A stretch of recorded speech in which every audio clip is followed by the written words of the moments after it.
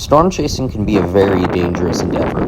Tornadoes, massive hail, flooding rains, and frequent lightning are all obvious concerns.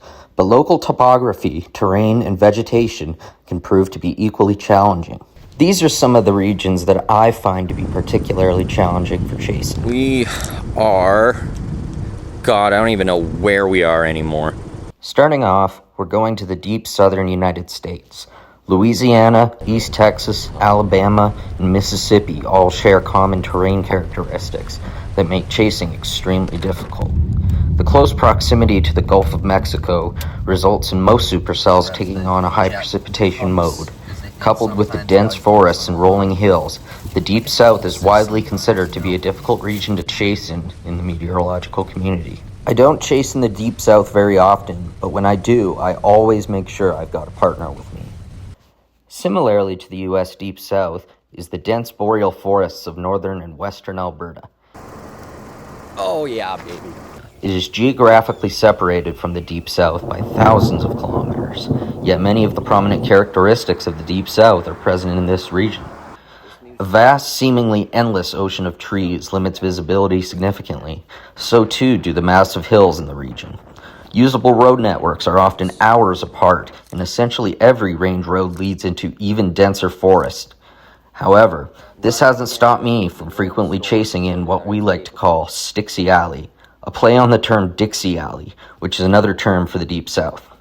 In doing so, I've had several chases where I've needed to core punch storms in order to keep up due to the lack of road options. Yeah, maybe not. Next up, we take a short trip southeast to the Canadian Badlands. This beautiful region boasts some gorgeous natural scenery, but the deep coulee valleys, particularly around the Drumheller region, have very few crossings. Not only do the valleys completely obscure the view of the storm, but the lack of crossings often results in chasers getting caught trying to race to the nearest crossing. But storms often move very fast here, and oftentimes bring large hail. Getting caught trying to beat the storm across the valley can be extremely dangerous. I've been caught in this situation before, on July 9th, 2025, near Hesketh, and the resulting damage to my vehicle was very extensive.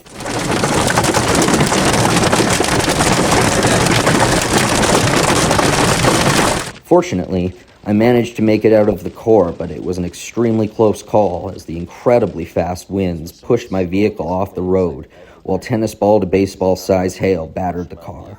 Similarly to the Canadian Badlands is the Canadian River in Oklahoma, where the same problems exist.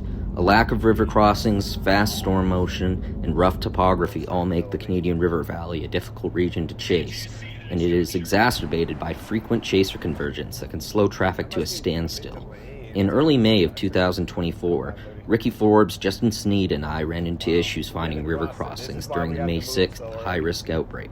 Thankfully, we managed to stay ahead of a supercell that eventually planted twin tornadoes just beside us to the north of the river basin near Okeen, Oklahoma.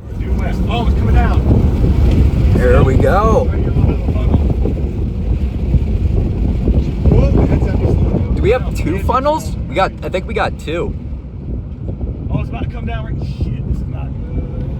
Staying in the United States, for the next infamous chasing region, we visit the Ozarks, another densely vegetated region with towering hills that obscure chasers' view. This region covers parts of Arkansas, Missouri, and deep southern Illinois.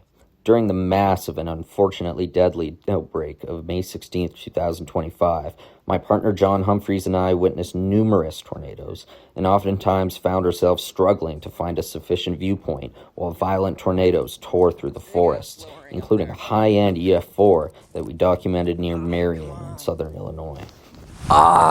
Just can't get the right angle. As we arrived at the storm, a violent, high-end EF4 would reach the ground just north of Devil's Kitchen Lake, Illinois. As the tornado roared through the forests, the NWS would issue an extremely rare tornado emergency for areas ahead of the tornado. Oh, wow. This tornado was incredibly loud as it shredded the forests like grass under a lawnmower. Thanks so much for watching, folks. I greatly appreciate how much this channel has grown over the last while. If you're interested in supporting me, subscribe to the channel for lots of amazing tornado and storm chasing content. You can also purchase my prints on Pictorum. I've got loads of epic pictures for epic prices. Thanks again for watching, and I'll see you in the next one.